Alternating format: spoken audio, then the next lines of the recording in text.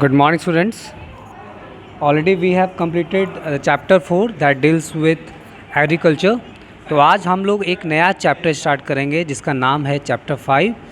Chapter 5 deals with minerals and energy resources. ये chapter बहुत ही important chapter है. आपको पता है कि मिनरल्स कितने इंपॉर्टेंट हैं हमारे लिए, जो भी एनर्जी रिसोर्सेज हैं वो हमारे लिए बहुत इंपॉर्टेंट है. तो चैप्टर 5 जो हमारा है इसमें हम लोग डिस्कस करने जा रहे हैं मिनरल्स के बारे में. तो इसमें हम डिस्कस करेंगे मिनरल्स के बारे में,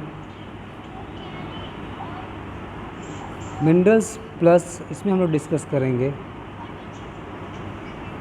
एनर्जी रिसोर्सेज के बारे में.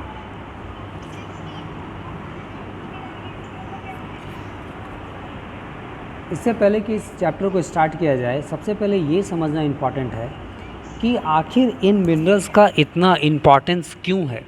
अगर हम किसी चीज़ के बारे में कुछ जानना चाहते हैं तो पहले उसकी इम्पॉर्टेंस को जानना पड़ेगा, तब हमें समझ में आएगा कि आखिर क्यों ये इतने इम्पॉर्टेंट है हमारे लिए.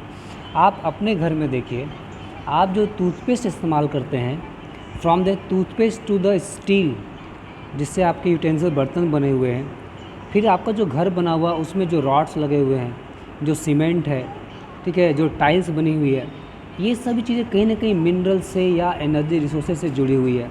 अब इन चीज़ों को इस्तेमाल करने लायक बनाने के लिए हमें मशीन्स चाहिए. उन मशीन्स को चलाने के लिए again we are dependent on energy resources. तो आप देखोगे कहीं ना कहीं किसी न किसी फॉर्म में हम किसी मिनरल का या एनर्जी रिसोर्स का इस्तेमाल करते हैं, चाहे वो फैक्ट्रीज़ हो, घर पे हो.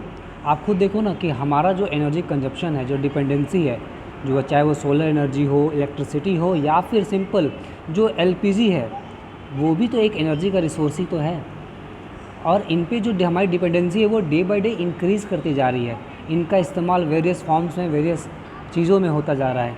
इसका मतलब जो मिनरल्स हैं या फिर जो एनर्जी रिसोर्सेज हैं, उनके बिना आज हम अपने लाइफ को कल्पना भी नहीं कर सकते हैं कि कैसे हम सर्वाइव कर पाएंगे विदाउट सच मिनरल्स और energy resources.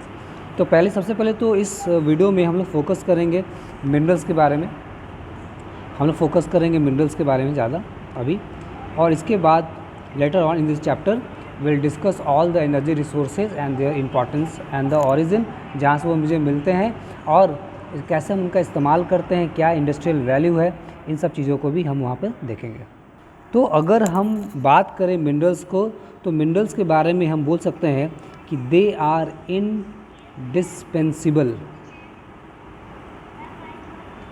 indispensable for our lives. कहने का मतलब है कि आज हम लोग उस टाइम में जी रहे हैं where we can not imagine our luxurious life, और जितनी भी जो सर्विसेज हम एंजॉय करते हैं, हम मिनरल्स के बिना इनके बारे में सोच भी नहीं सकते हैं. चाहे आप बैंक में जाओ, that computer that has been use in various places, in offices, banks में, उनको बनाने में भी मिनरल्स का इस्तेमाल हो रहा है. आपको पता है जो चिप बनती है, जो उसमें वायर्स इस्तेमाल होते हैं, तो आप देखोगे इनका जो इस्तेमाल है, वेरियस यूटिलाइजेशन है, वो बहुत ही ज़्यादा है. आप बिल्डिंग्स देख लो, शिप देख लो, रेलवेज़ देख लो, रोड्स देख लो, tools, machines, car, buses, trains, aeroplane, और सबसे बड़ी बात आपने तो साइंस में शुरू से पढ़ा ही है, are food also contains mineral. Yes और नॉट?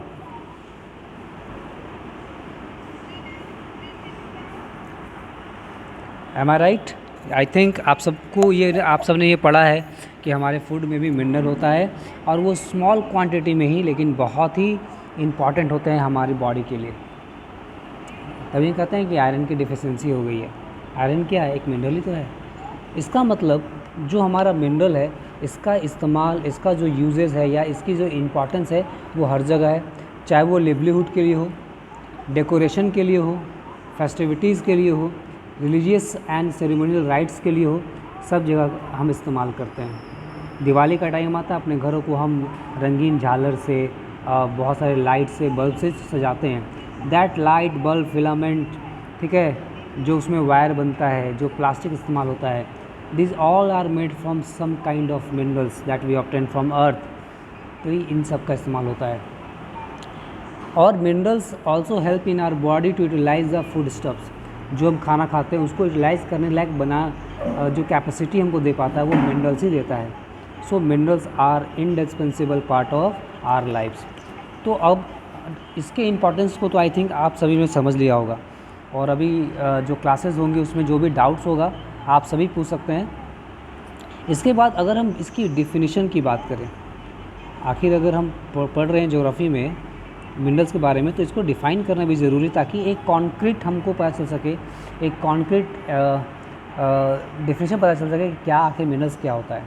तो देखो, आपको ने पढ़ा है, साइंस में पढ़ा है, mineral is a homogeneous naturally occurring substance जिसका एक डेफिनेट इंटरनल स्ट्रक्चर होता है।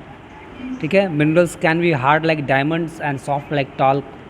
रॉक जो होता है, मिनरल्स कहाँ से ऑब्टेन होते हैं? वीक रॉक्स कंटेन मिनरल्स, हमने बचपन से पढ़ते आ रहे हैं। तो रॉक्स में बहुत डिफरेंट टाइप्स ऑफ मिनरल्स होते हैं, और जब हम मिनरल्स के बारे में बात करते हैं तो एक वर्ड हमेशा देखने को मिलेगा, वो है ओर। ओर जो होता है ये रॉ मटेरियल है मिनरल का, मतलब यहाँ से हम मिनरल्स को क्या करते हैं, यहीं से हम मिनरल को ऑब्टेन करते हैं, उनको उसको प्यूरिफाई करते हैं और वेरियस फॉर्म्स में इस्तेमाल करते हैं। ठीक है, अब जब हम ओर को इस्तेमाल कर रहे हैं, मान लो कोई ओर है जहाँ से हम मिनरल्स को ऑब्टेन करने जा रहे हैं, तो इसमें एक और चीज़ हम देखते हैं कि इसकी जो वैल्यू है इन टर्म्स ऑफ इकोनॉमी, मतलब इसकी जो वैल्यू होगी वो सफिशेंट इकोनॉमिक वैल्यू की होनी चाहिए।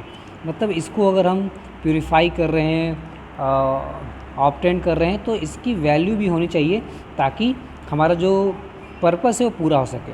हम ऐसे और को नहीं लेंगे जिसका इस्तेमाल करने में हमें बहुत ज़्यादा नुकसान हो जाएगा, एनर्जी कंजप्शन बहुत हद से ज़्यादा होगा, तो ये कहीं ना कहीं हमको लॉन्ग टर्म में नुकसान पहुंचाएगा। ठीक है, अभी तक अराउंड मोर देन 2000 मिनरल्स हमने आइडेंटिफाई कर लिया है। ठीक है, और मिनरल्स को क्लासीफाई भी कर दिया गया है on the basis of their colour, hardness, crystal, lustre, density, ये सब आप साइंस में पढ़ चुके हो। जैसे मिनरल्स को मेनली दो फॉर्म में हम डिवाइड करते हैं, एक मेटालिक, एक नॉन मेटालिक। ठीक है, तो यहाँ पर हम ये तो करेंगे ही, साथ में एक और चीज़ ऐड करेंगे कि ये एनर्जी मिनरल्स जो होते हैं उनको भी ऐड करेंगे। तो नेक्स्ट क्लास में हम लोग इन सब चीज़ों को नेक्स्ट वीडियो में डिस्कस करेंगे। Thank you.